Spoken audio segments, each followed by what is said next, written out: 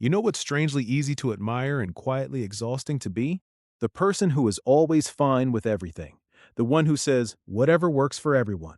The one who doesn't mind. The one who never makes a scene. The one people describe as low maintenance, chill, easygoing, mature, flexible. And on the surface, that sounds like one of the healthiest personality traits a person could have. After all, what could possibly be wrong with being calm, adaptable, and pleasant to be around? Why would psychology have anything complicated to say about someone who keeps the peace, avoids unnecessary conflict, and doesn't make every small preference into a battle? But this is where things get interesting, because being easygoing is not always the same as being peaceful. Sometimes it is, sometimes it's a genuine personality style, a normal trait, even a strength. But sometimes what looks like emotional maturity is actually emotional self erasure. Sometimes what looks like flexibility is fear. Sometimes what looks like kindness is a habit built on anxiety. And sometimes the people who seem the least demanding are the ones who have simply learned that having needs can be dangerous, disappointing, or socially costly. That is the hidden psychology of being easygoing all the time. Not sometimes, not in situations where compromise makes sense, but all the time. Because when a trait becomes too consistent, too automatic, too polished, psychology starts asking a different question. Not, is this nice, but why is this necessary? And that question matters because many people spend years being rewarded for a version of themselves that slowly disconnects them from their real feelings, real thoughts, real preferences, and eventually from their own identity. You may know someone like this, or this may be you.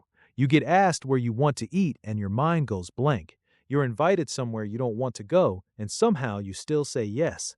Someone crosses a line, and instead of anger, you feel a strange numbness. You call yourself relaxed, but in private, you feel tired, resentful, lonely, and weirdly invisible. And the most confusing part is that everyone keeps telling you this is one of your best qualities. You're so easy to be around, so understanding, so unproblematic, so emotionally intelligent. But if that were the whole story, it wouldn't hurt. So let's slow down and look at what may actually be happening underneath this habit, this personality pattern, this social behavior that people often praise without really understanding. Because in psychology, one of the most important things we learn is that behavior is rarely random. It is usually an adaptation, a solution, a strategy, a sign. And being easygoing all the time can be one of the most socially rewarded defense mechanisms a person can develop.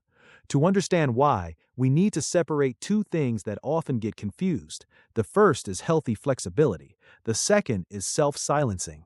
Healthy flexibility is when you genuinely don't mind. You can adapt because your sense of self remains intact. You can compromise because you know your needs matter. And if something really matters to you, you can say so. There is choice in it. There is awareness in it. There is emotional freedom in it. Self-silencing is different. Self-silencing happens when the nervous system learns that disagreement is risky, neediness is shameful, emotional honesty causes problems, or expressing a preference threatens connection.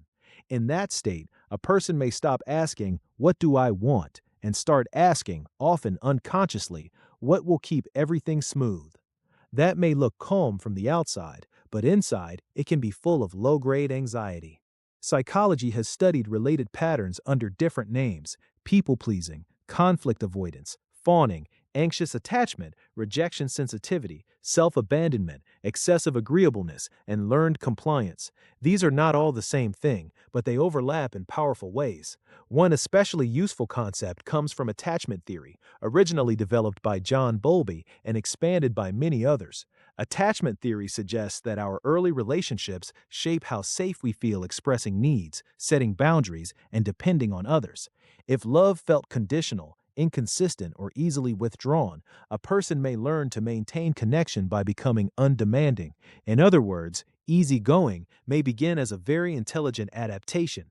A child notices that adults are stressed, unpredictable, critical, emotionally unavailable, or overwhelmed. The child realizes that being loud, upset, needy, opinionated, or difficult does not go well, so they become pleasant, cooperative, quiet, mature for their age.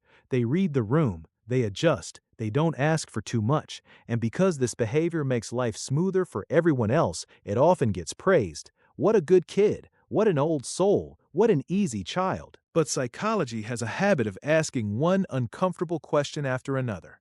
Easy for whom?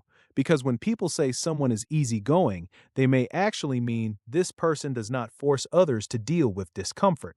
They do not confront. They do not disrupt. They do not insist. They do not make their inner world socially expensive. And that can become a deeply ingrained identity.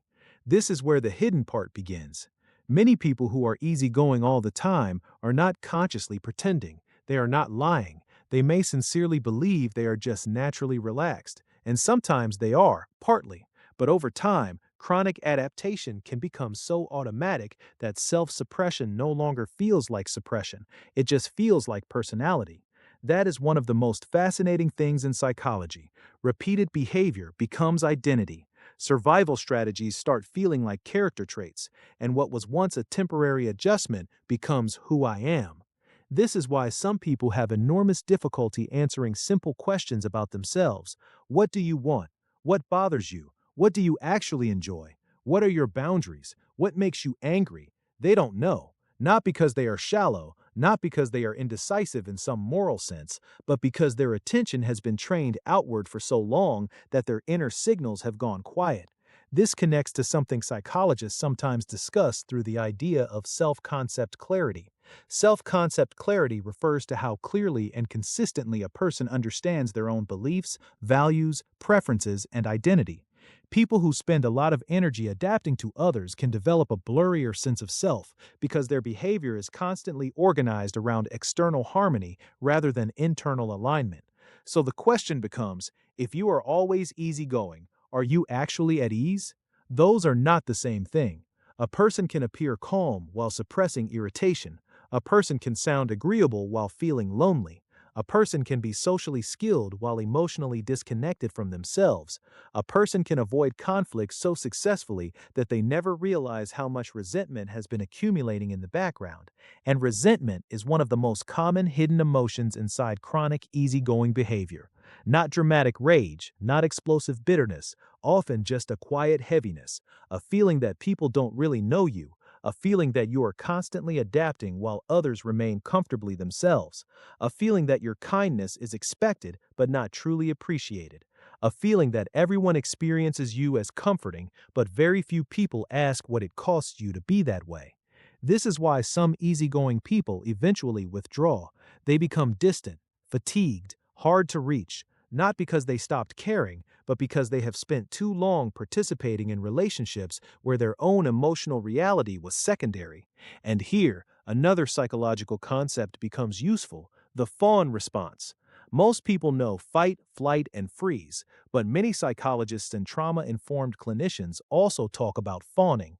Fawning is a stress response where a person manages threat by appeasing, pleasing, adapting, or becoming what others need. It is especially common in environments where direct resistance felt unsafe or ineffective. When fawning becomes habitual, a person may become extremely skilled at emotional scanning. They notice tone shifts, facial expressions, pauses, tension, disappointment. They become socially intelligent, sometimes unusually so. They can predict what others need. They can smooth awkwardness. They can reduce conflict before it fully appears. Other people may call this empathy, and part of it is, but sometimes it is not just empathy. Sometimes it is hypervigilance wearing a friendly face. That distinction matters because real empathy allows you to feel with others while staying connected to yourself. Hypervigilance makes you monitor others at the expense of yourself. One builds connection, the other prevents danger. From the outside, they can look almost identical. This is one reason why easygoing people are often misunderstood, even by themselves. Their behavior is socially rewarded, so the underlying anxiety remains hidden. The world rarely interrupts a coping strategy that makes other people comfortable. In fact, many systems reinforce it. Families reinforce it, schools reinforce it, workplaces reinforce it, friend groups reinforce it, romantic relationships reinforce it. The person who goes with the flow is often treated as more mature than the person who says, "Actually, I don't like that." But maturity and silence are not the same thing. Emotional intelligence and self-neglect are not the same thing. Patience and powerlessness are not the same thing. And this is where a lot of people get stuck, because they worry that if they stop being easygoing, They will become selfish, dramatic, difficult, or unlovable. That fear didn't appear from nowhere. It usually comes from experience. Maybe your feelings were minimized. Maybe conflict in your home felt chaotic. Maybe your parent, partner, or peers reacted badly when you had strong emotions. Maybe your role in relationships became the reasonable one. Maybe you were subtly taught that love must be earned by being accommodating. Maybe having needs triggered guilt. Maybe saying no triggered loneliness. So you learned a very specific psychological rule. If I stay manageable, I stay connected. This is not stupidity. This is not weakness. This is adaptation. And adaptation is one of the most normal and intelligent things human beings do. The problem begins when an old adaptation continues long after the original environment is gone. You are no longer in the same room. You are no longer with the same people. You may no longer be in danger, but your nervous system still behaves as if peace must be purchased with self-erasure. That's why some easygoing people feel anxious around simple acts of preference: choosing the restaurant, correcting an order, asking for space, admitting hurt, disagreeing in a group, requesting reassurance, saying, "Actually, that doesn't work for me," to someone with a stable sense that their needs are allowed. These are minor social moments. To someone whose psychology linked honesty with disruption, these moments can feel huge.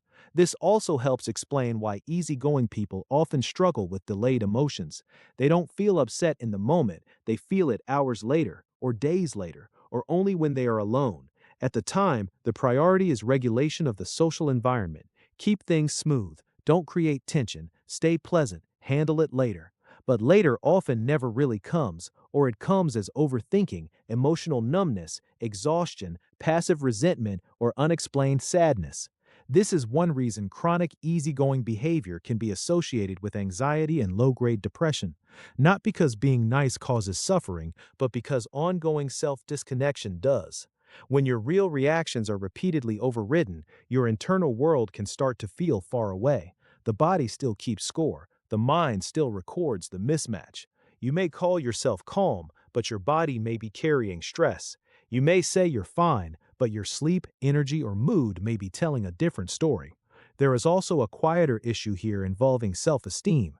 At first glance, easygoing people may seem secure. They're not constantly defending themselves. They don't need control. They don't demand attention. But self-esteem is not just about seeming composed. It's about whether you unconsciously believe your needs, thoughts, and feelings deserve space.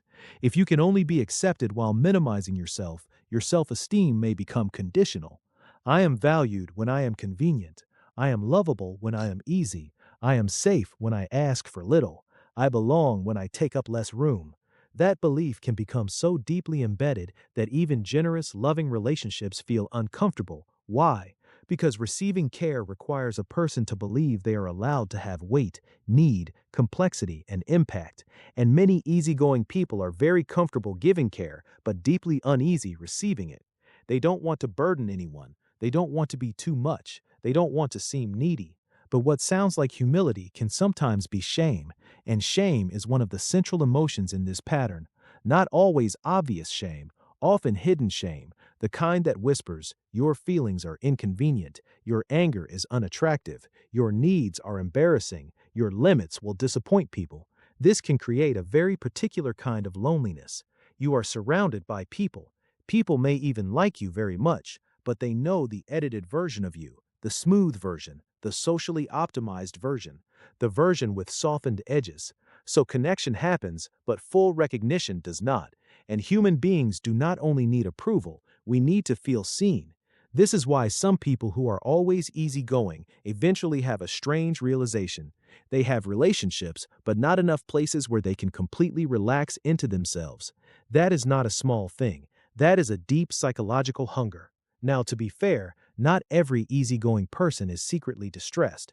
Some people are genuinely lower in trait neuroticism, more flexible by temperament, less attached to control, and naturally comfortable with compromise.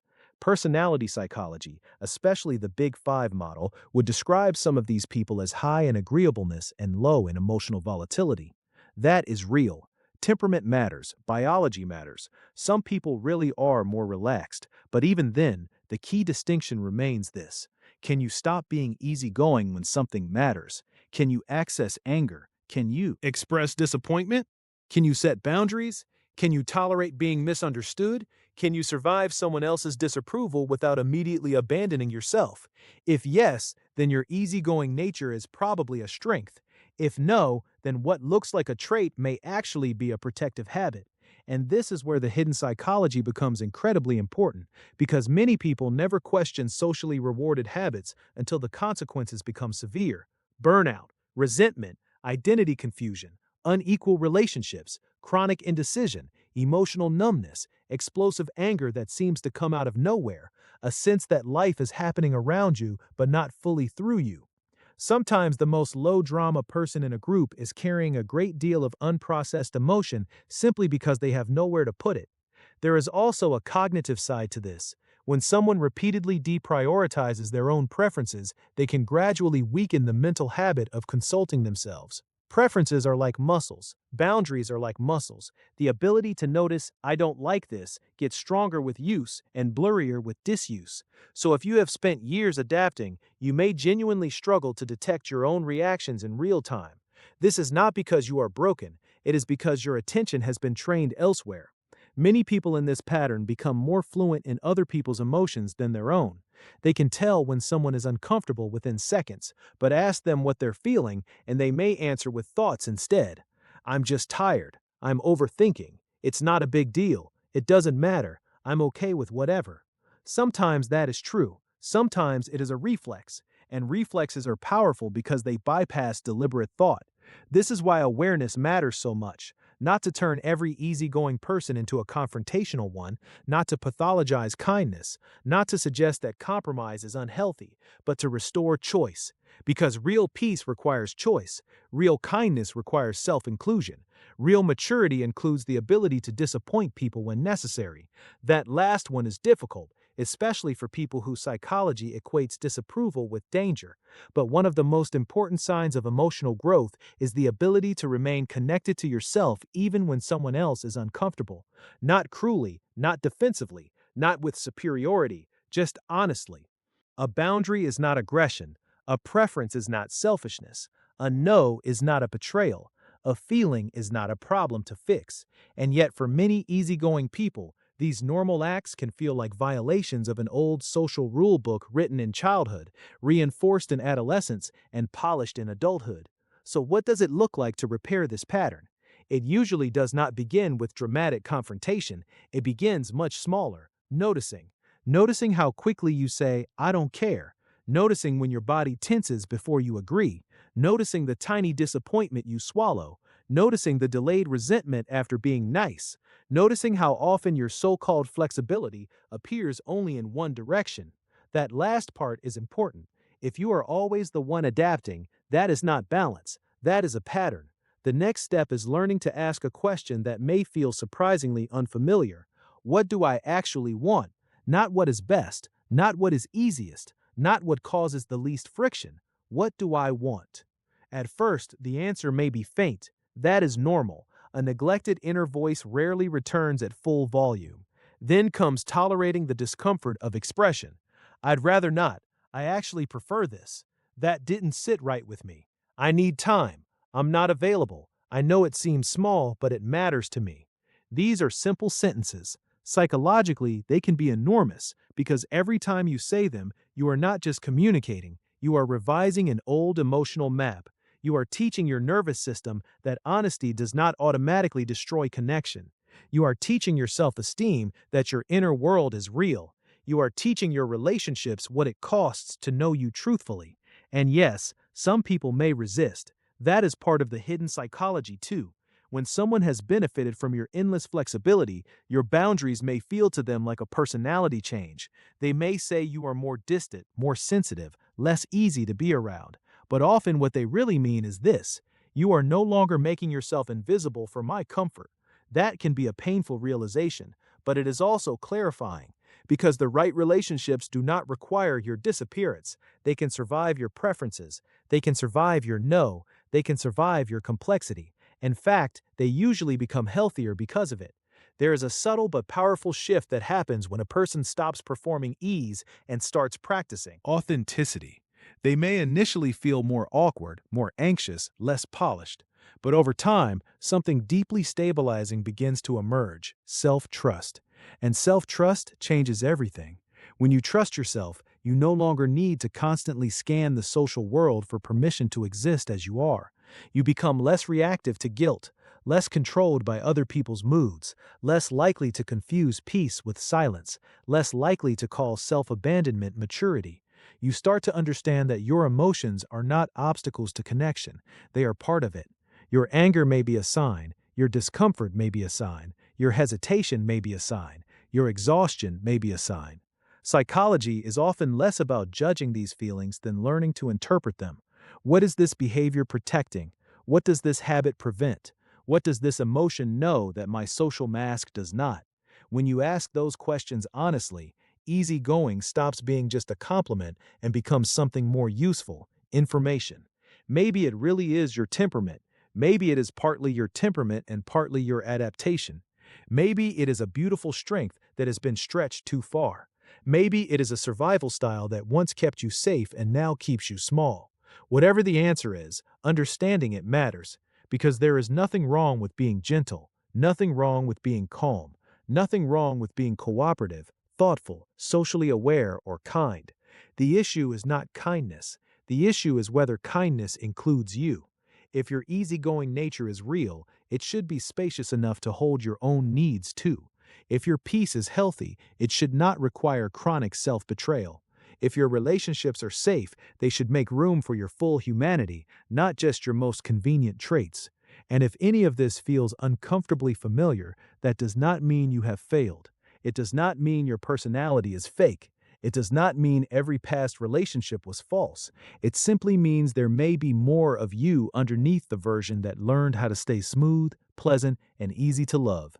That hidden part is not a problem. It is not selfish. It is not too much. It may actually be the most honest part of you. And sometimes the real psychological work is not learning how to become more agreeable, more socially skilled, more low maintenance, more emotionally manageable. Sometimes it is learning how to become visible to yourself again, to understand your own thoughts, to hear your own feelings, to trust your own experience, to let your behavior reflect your actual inner life, not just the version of you that kept everyone comfortable. Because the goal is not to stop being easygoing forever. The goal is to make sure it is a choice, not a cage. And once that happens, something very quiet and very powerful begins to change. You stop asking, "How do I remain easy to handle?" and start asking, "What does it look like to be fully human and still worthy of love?" That question is harder, but it is also more honest, and for many people, it is the beginning of real peace.